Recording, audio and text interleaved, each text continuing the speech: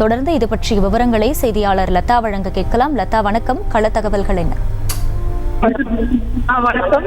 தற்பொழுது ஏற்கனவே பார்த்தோம் என்றால் எதிர்கட்சி தலைவர் எடப்பாடி பழனிசாமி, அதே போல மார்க்சிஸ்ட் கம்யூனிஸ்ட் கட்சி மாநில செயலாளர் பாலகிருஷ்ணன், ஜி.கே. வாசன் உள்ளிட்ட பலரும் வருகை தந்திருந்தார்கள்.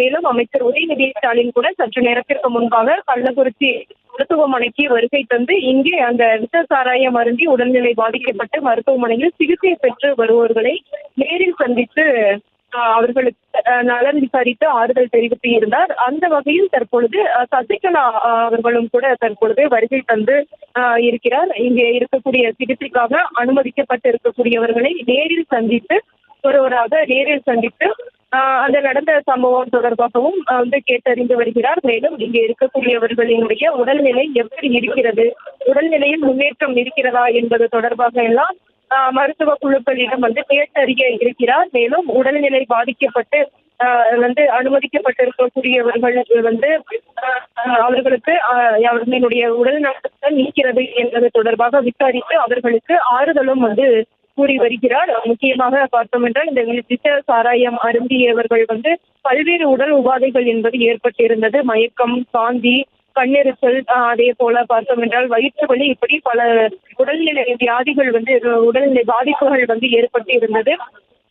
பலரும் ஆம்புலன்ஸ்கள் மூலியமாகவும் ஆட்டோக்கள், வாகனம், இருசக்கர வாகனம், இப்படி எது நமக்கு கிடைக்கிறதோ அவசரத்திற்கு என்ன கிடைக்கிறதோ அதன் மூலம் மருத்துவமனைக்கு கொண்டு வரப்பட்டு தொடர்ந்து அனுமதிக்கப்பட்டு வரக்கூடிய ஒரு நிலை. இங்கே கட்சியினர், அரசியல் கட்சியை சேர்ந்தவர்கள் ஒருவராக வருகை தந்து இங்கே அனுமதிக்கப்பட்டு இருக்கக்கூடியவர்களுடைய உடல் நலன் குறித்து விசாரித்து அவர்களுக்கு ஆறுதல் கூறி வரக்கூடிய ஒரு நிலையில் தற்பொழுது சசிகலா இங்கே வருகை தந்திருந்தார். அவரோடு அவரினுடைய தொண்டர்களும் கூட வருகை தந்து இருக்கக்கூடிய ஒரு நிலையில் சசிகலாவுக்கு மட்டும் உள்ளே அனுமதியானது கொடுக்கப்பட்டு இருந்தது. அந்த வகையில் உள்ளே சென்ற அவர் அங்கே இருக்க அனுமதிக்கப்பட்ட தீவிர சிகிச்சை பிரிவில் அனுமதிக்கப்பட்டு இருக்கக்கூடியவர்களை நேரில் சந்தித்து அந்த ஆறுதல், உடல் நலன் விசாரித்து ஆறுதல் கூறி வருகிறார்.